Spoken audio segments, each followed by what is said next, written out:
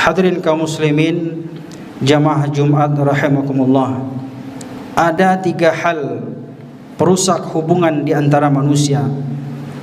Sebagaimana kita mengetahui bahwa setiap manusia memiliki hubungan persahabatan, kekerabatan, persaudaraan yang kokoh, maka segala hal bisa merusak hubungan di antara kita. Berbagai macam hal bisa saja menghancurkan persaudaraan yang telah kita bangun selama ini.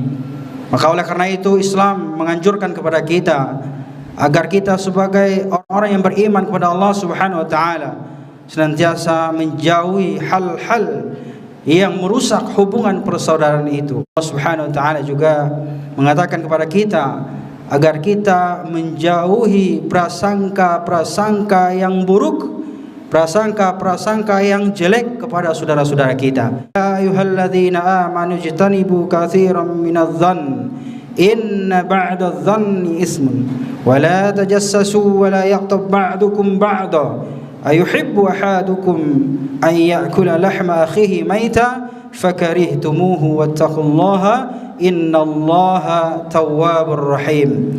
Allah Subhanahu wa taala berfirman dalam Al-Qur'an bahwasanya menyampaikan kepada kita, hai orang-orang yang beriman, jauhilah kebanyakan dari prasangka. Sesungguhnya sebagian prasangka itu adalah dosa, dan janganlah kamu mencari-cari kesalahan orang, dan janganlah sebahagian dari kamu menggunjing sebahagian yang lainnya. Sukakah salah seorang di antara kamu memakan daging saudaranya yang sudah mati? Maka tentu kamu merasa jijik kepadanya, dan bertakwalah kepada Allah Subhanahu wa taala. Sesungguhnya Allah Subhanahu wa taala Maha penerima taubat lagi Maha penyayang. Hadirin kaum muslimin, saudara-saudaraku jemaah Jumat yang dimuliakan Allah Subhanahu wa taala.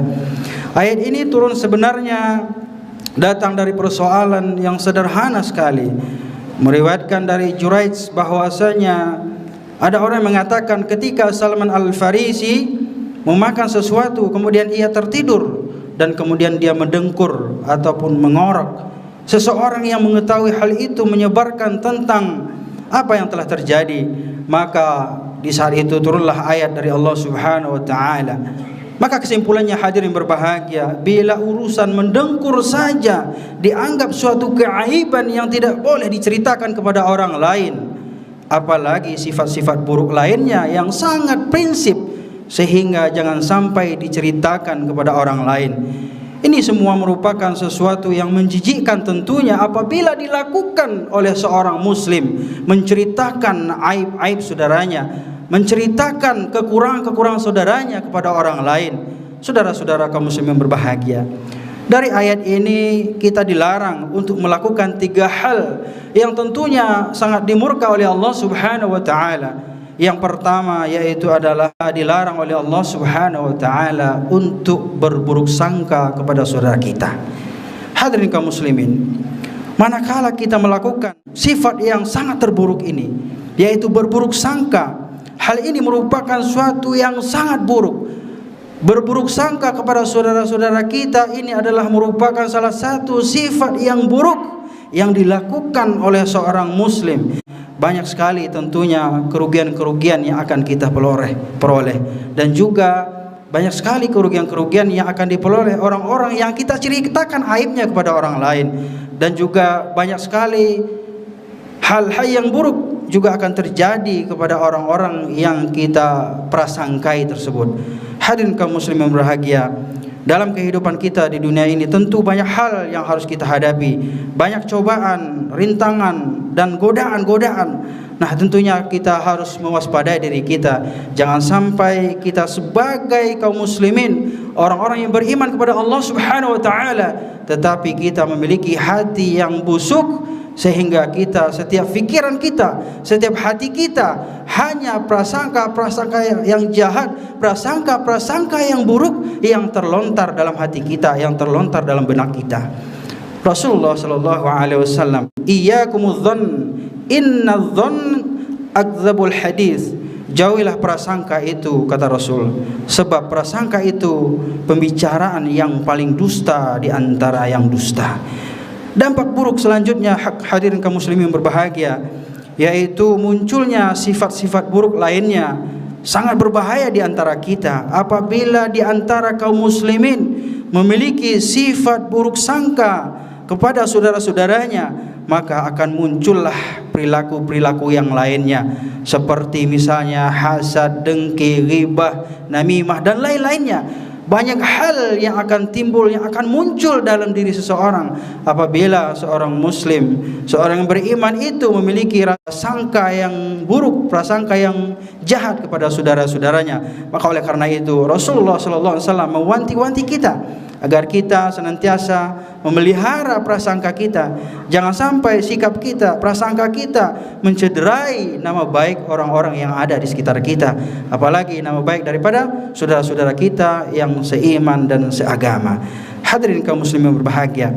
Yang kedua yaitu hal-hal yang merusak hubungan. Yang pertama yaitu adalah prasangka yang jahat, prasangka yang buruk. Yang kedua adalah kata Allah Subhanahu wa taala dalam ayat tadi, yaitu orang-orang yang senantiasa mencari-cari aib dan kesalahan-kesalahan saudara-saudaranya, keburukan-keburukan saudara-saudaranya. Tentu hadirin berbahagia, tidak ada orang yang luput dari kesalahan. Semua kita memiliki kesalahan. Bahkan khatib pun mungkin banyak kesalahannya. Bukan mungkin, pasti banyak kesalahannya. Apabila kita seorang yang muslim, orang yang beriman, tentunya kita harus berhati-hati dalam bersikap.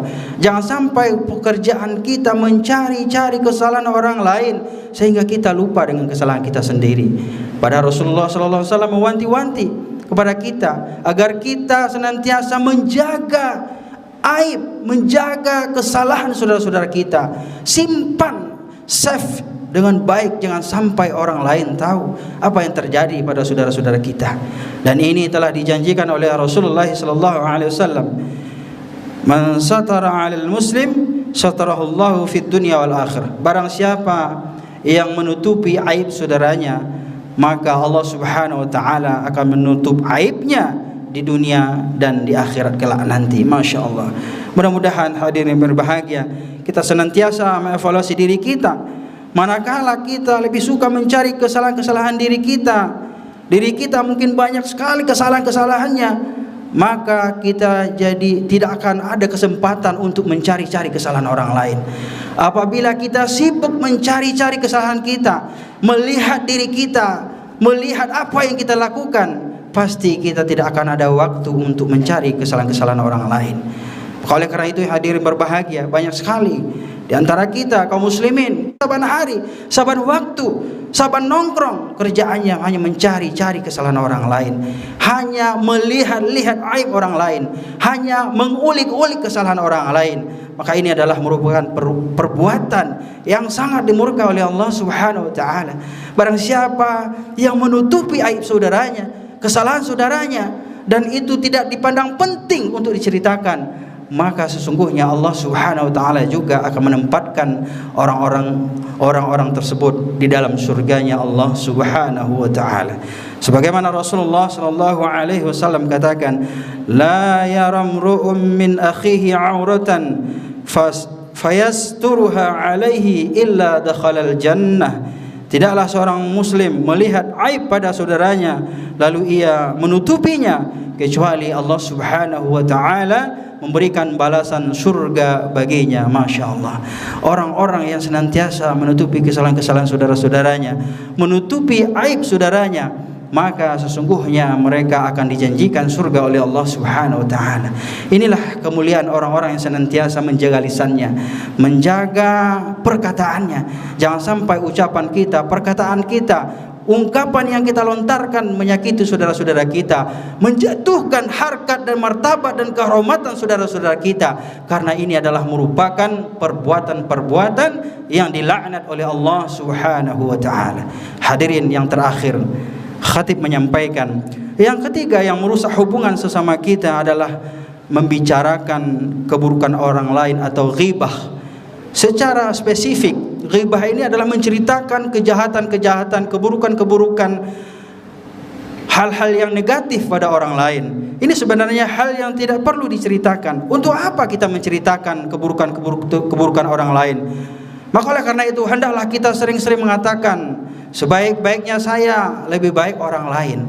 Seburuk-buruknya orang lain lebih buruk diri saya. Inilah hendak kita sampaikan pada diri kita. Tatkala kita melihat, ingin menyampaikan, ingin meribah, ingin menceritakan keburukan-keburukan orang lain kepada saudara-saudaranya, kepada tetangganya, kepada koleganya dan lain-lainnya. Karena sesungguhnya orang-orang yang menceritakan keburukan orang lain atau menceritakan kesalahan-kesalahan orang lain atau al-ghibah, itu sesungguhnya kata Allah Subhanahu wa taala taubahnya seperti dia memakan bangkai saudaranya sendiri. Nauzubillah, tsumma nauzubillah min zalik. Dan bahkan kata Allah Subhanahu wa taala, ayuhibbu ahadakum ay ya'kula lahma akhihi maitan. Apakah kita suka, apakah kita mau memakan bangkai orang yang telah meninggal dunia? Fakarihtumuh, tentu kita tidak mau, tentu kita merasa jijik.